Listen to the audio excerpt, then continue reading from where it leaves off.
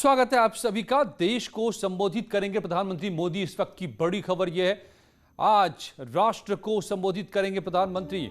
शाम 5 बजे देश से रूबरू होंगे प्राइम मिनिस्टर। खुद प्रधानमंत्री के ऑफिस ने, प्राइम मिनिस्टर ऑफिस पीएमओ ने ट्वीट करके यह जानकारी दी है कि आज शाम 5 बजे एक बार फिर देश को संबोधित करेंगे प्रधानमंत्री मोदी। और इसी के साथ सवाल ये खड़े होने लगते हैं कि आखिर क्या कहने जा रहे हैं मोदी। प्रधानमंत्री नरेंद्र मोदी के संबोधन को लेकर सीएम योगी ने ट्वीट किया है। उन्होंने कहा है कि आदरणीय प्रधानमंत्री श्री नरेंद्र मोदी जी आज 7 जून 2021 को सायं 5 बजे राष्ट्र को संबोधित करेंगे। आइए हम सब प्रधानमंत्री जी के विचारों को सुनकर मार्गदर्शन प्राप्त करें। तो अब सीएम का भी ये ट्वीट सामने आ गया है। क्या आज बात हो सकती है, क्या कह सकते हैं प्राइम मिनिस्टर? कोरोना को लेकर पिछले दिनों जो सेकेंड वेव आया, जिस तरह का कोहराम पैदा हुआ और अब उस पर लगाम एक बार फिर से लगा है, तो बात तीसरे वेव की हो रही है। इस बीच प्राइम मिनिस्टर सामने आएंगे सेकेंड वेव के बाद, तो क्या बातें कहेंगे? क्या कोरोना को लेकर के या फिर कुछ और भी? लखनऊ से ऋषभ मणि त्रिपाठी मेरे साथ जुड़ रहे हैं, वाराणसी से उपेंद्र द्विवेदी, मेरठ से उमेश श्रीवास्तव, तमाम संवाददाता हमारे। सबसे पहले वाराणसी रुक करते हैं। उपेंद्र, तो क्या कहा जा रहा है? क्या कोई अंदाजा कि प्राइम मिनिस्टर क्या कहने जा रहे हैं देश से?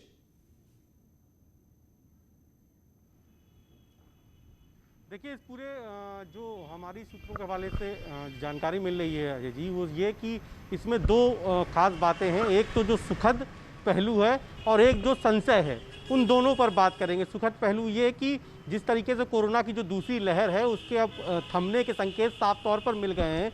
यूपी में भी 3 शहर रह गए जहां 600 से एक्टिव ज़्यादा केस हैं। पूरे यूपी एक तरीके से अनलॉक हो गया है। तो ऐसे ही देश के दूसरे हिस्सों में भी यही हालात हैं। तो जिस तरीके से दूसरी लहर में कोरोना वॉरियर्स के रूप में डॉक्टर ने, पैरामेडिकल स्टाफ ने, प्रशासनिक अधिकारियों ने काम किया, तो उसको वो उत्साहवर्धन करेंगे, उनका धन्यवाद देंगे।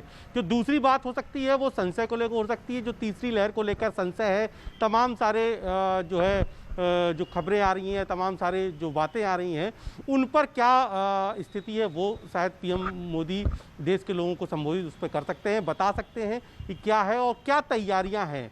तो किस तैयारी से दूसरी लहर से निपटा गया और तीसरी लहर के लिए क्या तैयारी है, ऐसी तमाम सारी बातें होंगी। और हर बार की तरीके इस बार भी पीएम मोदी को सुनने के लिए एक उत्सुकता होती है। उनका जब भी संबोधन होता है उसकी उत्सुकता, इस बार की उत्सुकता जाहिर तौर पर देखी जा रही है और माना जा रहा है कि इस होगा। बार भी वो एक नई लाइन पर बात कर सकते हैं। बिल्कुल।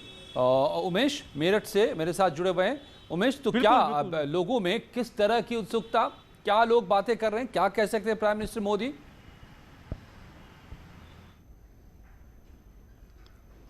जी हाँ, देखिए अजय जी, कोरोना काल में प्रधानमंत्री नरेंद्र मोदी लगातार फ्रंट से लीड कर रहे हैं। आज प्रधानमंत्री नरेंद्र मोदी शाम 5 बजे राष्ट्र के नाम संबोधन देंगे। राष्ट्र के नाम इस संबोधन में वो क्या कहते हैं, इस पर देश की निगाहें होंगी। मेरठ के लोग इस संबोधन को लेकर क्या राय रखते हैं और कितना उत्सुक है प्रधानमंत्री नरेंद्र मोदी को सुनने के लिए, हमारे साथ कुछ बुद्धिजीवी मौजूद हैं। आप ये बताइए अंबर जी, प्रधानमंत्री नरेंद्र मोदी आज भी 5 बजे राष्ट्र के नाम संबोधन देने वाले हैं। आप कितना उत्सुक हैं प्रधानमंत्री नरेंद्र मोदी जी को सुनने के लिए? बिल्कुल उत्सुक हैं जी, देखना चाहते हैं उनके क्या विचार हैं देश के देशवासियों के लिए। मेरा मानना है ये, क्योंकि लॉकडाउन हटाया जा रहा है धीरे धीरे, तो मेरा मानना है कि शायद कोविड प्रोटोकॉल फॉलो करने के सुझाव दिए जाएंगे, बिजनेसेस खोलने के सुझाव दिए जाएंगे, लोगों की दिनचर्या कैसे चले उसके लिए सुझाव दिए जाएंगे। वैक्सीन हेजिटेंसी को भी मुझे लग रहा है संबोधन किया जाएगा उस पर भी। प्लस जो अभी पीछे 12वीं की परीक्षाएं जो रद्द हुई हैं, बच्चों के करियर का भी जो है, क्योंकि अब एडमिशन्स कैसे होंगे बिना परीक्षाओं के, हो सकता है वो भी एक बड़ा मुद्दा हो। प्रधानमंत्री नरेंद्र मोदी लगातार वार्तालाप कर ही रहे हैं। छात्रों से भी उन्होंने वार्तालाप की और हर मुद्दे पर वो वार्तालाप करते हैं। खास तौर से कोरोना काल में फर्स्ट वेव के दौरान भी वो लगातार देश के बातचीत करते रहे, वार्तालाप करते रहे। सेकंड वेव के दौरान भी वो लगातार बातचीत करते रहे। और अब जबकि अनलॉक की तरफ हम लोग बढ़ रहे हैं, तो यकीनन आज का संबोधन बेहद अहम है, बेहद महत्वपूर्ण है और आप लगातार इस संबोधन को सुनेंगे। बिल्कुल जी, मेरे ख्याल से बिल्कुल। वाराणसी से भी मेरे साथ जुड़े हुए हैं उपेंद्र और ऋषभ भी मेरे साथ लखनऊ से जुड़ रहे हैं। उपेंद्र, वाराणसी तो कॉन्स्टिट्यूंसी भी है प्राइम मिनिस्टर की। यहाँ पर तो लोगों को हर वक्त इंतजार रहता है कि प्रधानमंत्री कुछ कहें।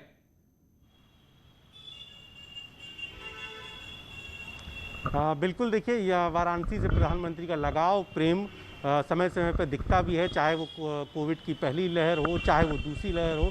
दूसरी लहर में भी उन्होंने अपना जो संवाद का कार्यक्रम का शुभारंभ किया वो यहीं से किया, संवाद का सिलसिला शुरू यहीं से किया और उस सिलसिले को टूटने नहीं दिया। उसके बाद चाहे वो प्रशासनिक अधिकारी के रूप में बात करने का हो, चाहे वो अफसरों से बात करने का हो, चाहे बनारस के लोगों से बात करने का सिलसिला हो, वो सिलसिला बदस्तूर जारी रहा। उसी सिलसिले की ये जो आज कड़ी है ये बेहद महत्वपूर्ण है और इसको लेकर बनारस के लोग भी इच्छुक हैं कि वो जल्द से जल्द वो समय आए 5 बजे जब वो सुने। और ख़ास तौर से प्रधानमंत्री जो जिस तरीके से दिनचर्या को लेकर इस कोरोना काल में कैसे ज़िंदगी को ढाला जाए, कैसे जिया जाए, कैसे संक्रमण से बचा जाए, उसके वो जो व्यवहारिक उदाहरण देते हैं इसको लोग बहुत ज़्यादा पसंद करते हैं। उन व्यवहारिक उदाहरणों को इस बार भी कुछ ऐसे ही उदाहरण लोगों की उम्मीद है कि उनको सुनने को मिलेंगे, कुछ और नए मार्गदर्शन में। चूंकि यहाँ पर एक प्रधानमंत्री के रूप में लोग नहीं सुनते नरेंद्र मोदी को, यहाँ पर वो अपने सांसद, अपने गार्जियन के रूप में भी सुनते हैं और शायद इसीलिए प्रधानमंत्री की बात का यहाँ इतना महत्व होता है कि अगर वो कोई बात किसी सकारात्मक मुद्दे पर करते हैं अमित भी तो जुड़ गए हैं मेरे फॉलो भी साथ करते हैं। गाजियाबाद से। अमित, यहाँ तो किसान भी बैठे हुए हैं और पिछले दिनों काफी फिर से प्रदर्शन भी किया है, 1 साल भी पूरे हुए हैं कृषि कानून के, तो क्या किसानों को भी उम्मीद है कि कुछ उनके बारे में भी कह सकते हैं आज प्राइम मिनिस्टर फिर? अतिशयोक्ति नहीं होगा, क्योंकि जिस तरीके से लगातार किसान भी धरनारत है तो हो सकता है कि किसानों को हित की भी कुछ बात वो कर दे। वहीं दूसरी ओर इस बात के भी कयास लगाए जा रहे हैं कि जो यूपी के जो जिले थे, जिनमें से कि 10 जिले ऐसे थे जिनमें कि 600 से ज्यादा मरीज थे, उन्हें अनलॉक कर दिया गया है। तो ऐसे में ये भी हो सकता है कि यूपी के उन जिलों के बारे में कुछ खास तौर पे कहा जाए। वहीं दूसरी ओर ये भी कहा जा सकता है कि कोरोना का प्रोटोकॉल का किस तरीके से पालन करना है, क्योंकि डॉक्टर द्वारा जिस तरीके से आशंका ये जताई जा रही है कि 3rd वेव भी आने वाली है, तो उस वेव से बचने के लिए क्या क्या समाधान होने चाहिए, किस तरीके से कोविड के जो कायदे कानून है उनको पालन किया जाना चाहिए, इन तमाम बातों पर बोल सकते हैं प्रधानमंत्री।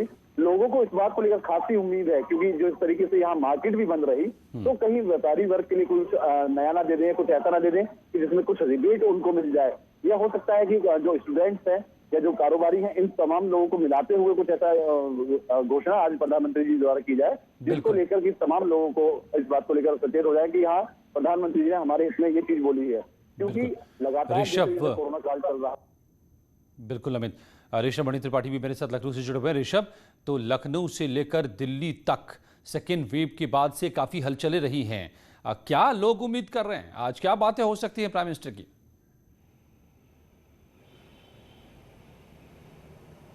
अच्छा, देखिए, हमने जो लोगों से बात की उनका यही कहना है कि प्रधानमंत्री चूंकि देश के सबसे बड़े नेता हैं, इस वक्त लीडर हैं और उनकी पर्सनैलिटी ऐसी है, उनका चरित्र ऐसा है कि तमाम लोग उनको फॉलो करते हैं। तो कुल मिलाकर जो काम डॉक्टर्स कर रहे हैं, साइंटिस्ट कर रहे हैं, वो तो अपना काम करते ही रहेंगे, लेकिन आम आदमी के अंदर हौसले, जिम्मेदारी, जज्बातों को मजबूत करने का काम प्रधानमंत्री करते हैं। तो ये माना जा रहा है कि जब 5 बजे वो आएंगे, जनता के नाम अपना संदेश देंगे, तो जाहिर सी बात है कुछ जनता को उनकी जिम्मेदारियों का एहसास दिलाएंगे और उनके जज्बातों को भी मजबूत करेंगे कि किस तरह से पूरे हौसले के साथ अगर तीसरी वेव भी आती है तो हमें उससे कैसे लड़ना है और इन 2 वेव्स में कितनी जिम्मेदारी के साथ जनता ने उनका साथ दिया है। इसी के साथ ही वो डॉक्टर्स की सराहना भी कर सकते हैं। जो कोविड का वैक्सीनेशन चल रहा है वृहद स्तर पर पूरी दुनिया में सबसे बड़े स्केल पर इंडिया में चल रहा है, तो जो वैक्सीनेशन में जो पैरामेडिकल स्टाफ लगा हुआ है वो उनकी तारीफ कर सकते हैं। इसी के साथ ही कई जिलों में, कई राज्यों में दिलचस्प है, लोगों के मन में भी कई सवाल हैं, कई बातें हैं, कई अंदाजे हैं। दिलचस्प होगा देखना कि प्राइम मिनिस्टर क्या कहते हैं आज 5 बजे जब वो देश से रूबरू होते हैं। और सूत्रों के हवाले से इस वक्त की बड़ी खबर आपको बताएं, यूपी के डीजीपी को एक्सटेंशन मिल सकता है। एचसी अवस्थी का कार्यकाल बढ़ सकता है, 1 साल बढ़ाया जा सकता है। यह कार्यकाल इसी महीने है डीजीपी का रिटायरमेंट, लेकिन एक्सटेंशन को लेकर दिल्ली में एक अहम बैठक है। एचसी अवस्थी को एक्सटेंशन मिल सकता है, यह बड़ी खबर सूत्रों के हवाले से निकल कर आ रही है। 1 साल और रह सकते हैं डीजीपी के पद पर एचसी अवस्थी यूपी में।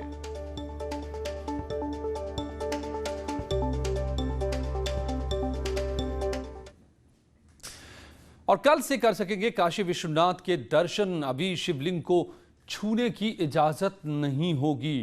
कोरोना रिपोर्ट लाना जरूरी नहीं होगा, मगर एक बार में 5 भक्त जाकर शिवलिंग का दर्शन कर पाएंगे, बिना छुए पूजन कर पाएंगे।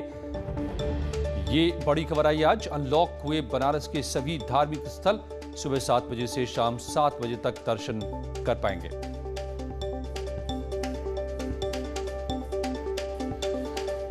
तो काशी में बाबा विश्वनाथ का दर्शन अब भक्त कर पाएंगे। ये पूरा पिछले दिनों काफी दिनों से ये बंद था। स्पर्श नहीं होगा, मगर 5 लोग एक साथ जाकर पूजा कर सकते हैं।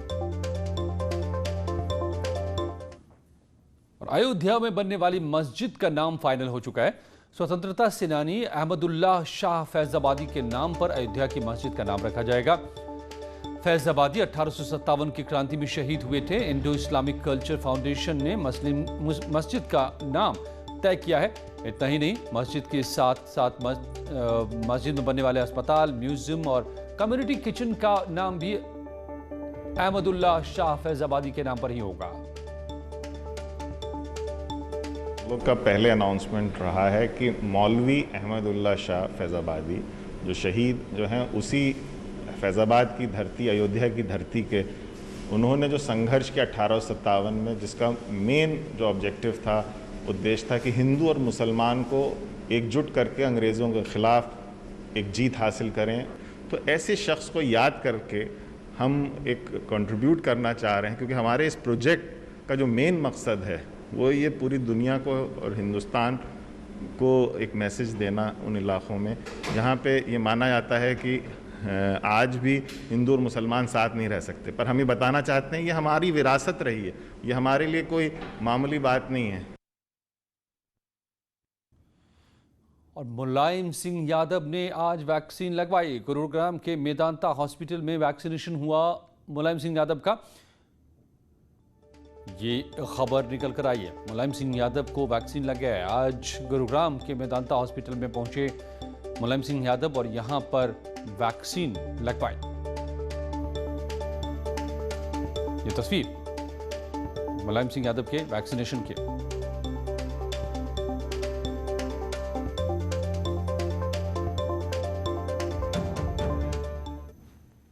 लौटते हैं खुशी पलों में और खबरों के साथ।